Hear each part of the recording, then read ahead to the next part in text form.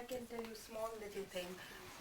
It's in this country actually. Mother was living at the airport, and we had been to see mother, and I don't know, maybe myself alone or with the children, but Malcolm was at work, so I just told mother that by your grace, mother, that Malcolm is doing well. He's got, all the, company car, and but his company is sending him to some other place called Luton, and I really didn't want to go so far. And but mother said, no, you should always, wherever the husband goes, you should go with him. So I said, oh my God, And he was looking for a house over there, but then we had to like sell this house or rent another house, and too many things happened. So then afterwards, I think he stayed there, but that's why you have to go where the husband goes. So that was very good. Yeah, she told me that as well. But she's on a tape where she talks about how to have a happy marriage, and it does work. Which year is This was in Australia, and I think it was 1979. It's a very good tape. It's a Nabi tape, and she says on it that she does it so charmingly, doesn't she? She says that the husband comes home from work, he says to the wife, oh, I fancy a pancake. Oh, yeah. And the wife says, oh, I'm too tired, I can't. So then, or he comes home from work and she's been indoors all day and she says, oh, I'm fed up, I'd like to go out. Let's go out. He says, oh, I can't, I'm too tired. So mother said, she should be dying to do what he wants, and he should be dying to do what she wants. And we have tried that in our marriage, and it absolutely works. It's wonderful advice, and it's so simple. Well, I wasn't all that young when I got married, and I was quite set in my ways, and so was my husband. And I had lived alone, and I was used to going out in the evening, walking around the streets. It's a very funny thing to do, but that's what I used to do in the evening, to go around walking around, because I live in quite a nice area. There were some beautiful door cases and some nice buildings, so that's what I used to do. So anyway, David would come home from work, and I'd say, oh, I'd like to go out for a walk. He said, okay. And he walked around the streets with me, looking at the door cases and the buildings. And he did that for 3 weeks, and then I didn't want to do it anymore. Well, I've never forgotten it. I've always remembered him doing that. And he's such a darling, sweet person. And we've always tried to do that, to do what the other one wants. And that's the way to be happy. So when everybody gets divorced all the time, you think, well, try that, try that. Mother's advice. Simple. It's just love, really, isn't it? It's about having to care about what the other one wants. Yeah, and then you can be as set in your ways as you like, and you can still come out of it.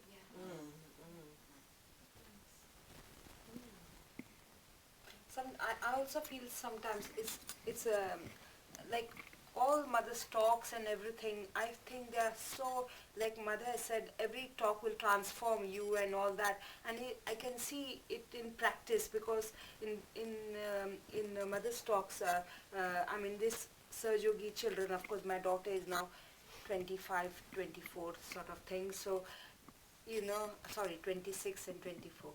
So, I'm surprised. The other day, just a couple of days back, I wanted to come for this thing, and I had something happening yesterday and all that, and there was little this between us that, oh, what is going to happen and that sort of thing. So Sakshi and Smita, they just said to me, oh, do you know what, Mummy? Maybe we are being born to correct you, and that's why we have been born. And I'm surprised when they talk. Sometimes it's funny, they have really come to the earth in order to, they've got such knowledge, that they can really correct you in such a subtle way and make you realize that, oh, what you're doing is wrong or something like that. And she told me, Mummy, all men are the same, Mummy.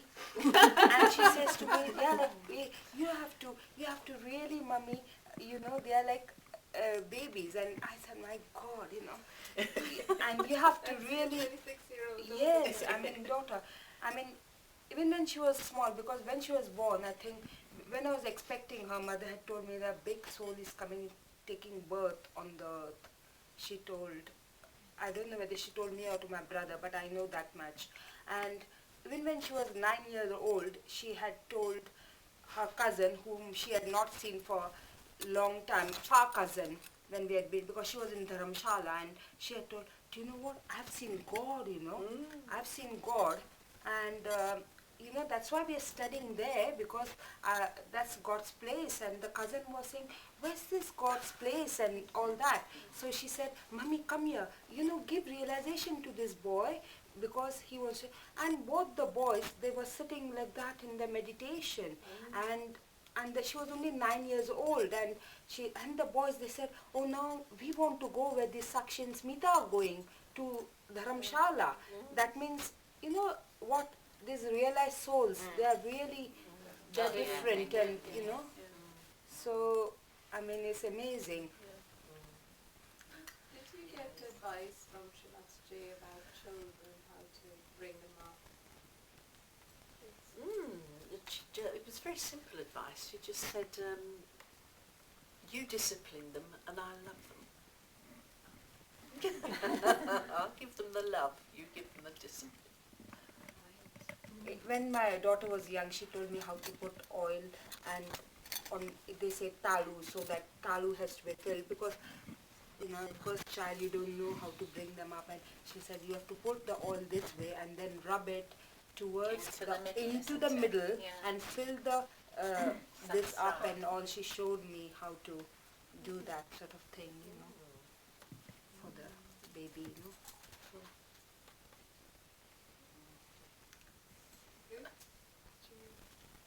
Well, I was just thinking of the same thing when we went to a meeting. Gowrie had just been born, and Mother stopped when she went out and said, you know, put some attention on Gowrie and said, how is she? And she had a little bit of a cold, she was a bit blocked up, and I told Mother that, and she said, what you need to do is oil her head, and suddenly a hand with oil came out of the crowd somewhere, and so Shri Mataji oiled Gowrie's head there, and exactly what you were saying, going into the centre.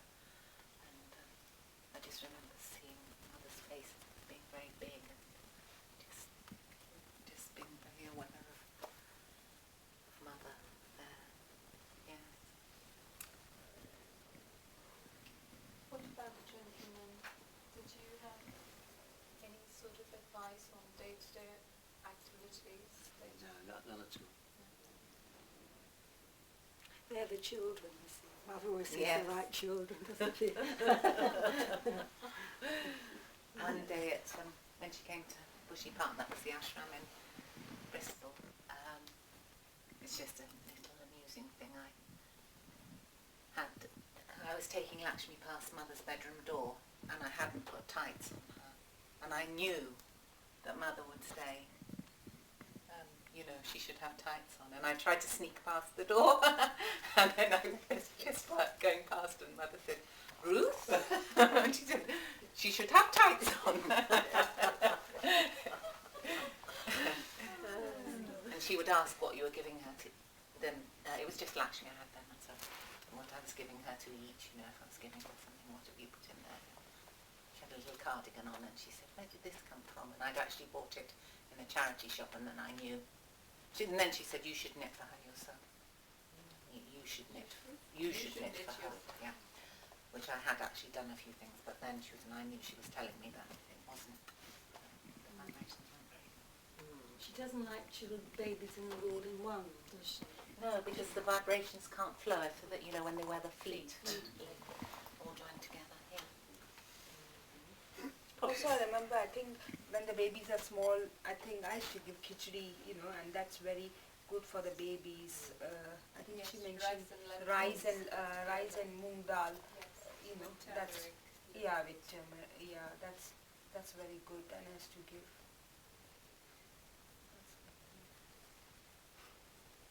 That's amazing. Is there?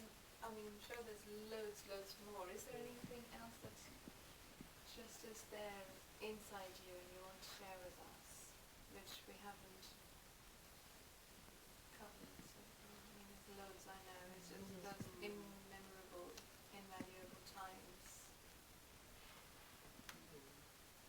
one funny story, I suppose.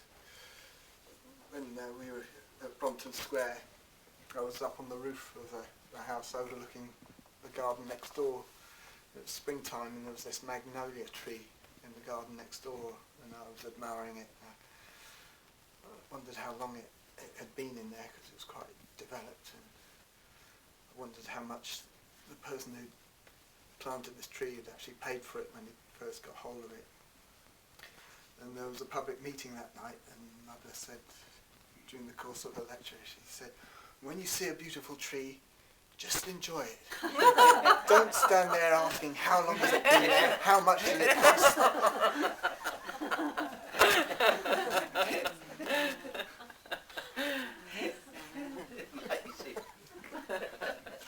Being with Mother is difficult because all your things come out in CinemaScope, whatever is not very good. And I remember I can't remember what it was, something, and sitting at her feet, and I said, oh, it's wonderful being with you, Mother, but it's awful as well. She said, yes, that's what it's like with Mother. That's what it's like with Mother. And she sometimes has a way of reflecting back to you little sort of nervous habits or habits that you have, and so that you see them yourself. And I had a habit of saying, you know what I mean, after what I'd said to people. And I said, it's Mother. I said something, and I said, you know what I mean? And she said, no. No, I don't know what you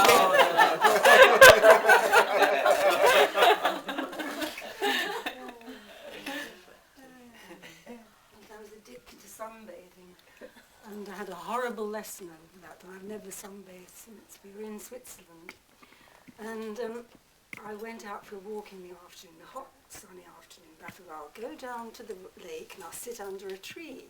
But you had to walk in the sun down to the lake, you see. But oh no, when I get down there, I'll be in the shade, la la la. Everything's okay. I came back, had a little rest, looked in the mirror, yes, nice sort of pinkish brown hair. I thought, oh, it looks nice, sparkling eyes, you know.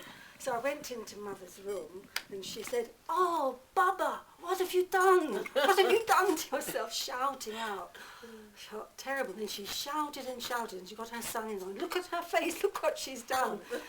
Anyway, she said, now tomorrow you're not to go out. So the next day came, I didn't go out, I sat inside, and in the evening they all went, that night, in those days they weren't always very kind to the people who accompanied Mother, and I had to sleep under the kitchen table.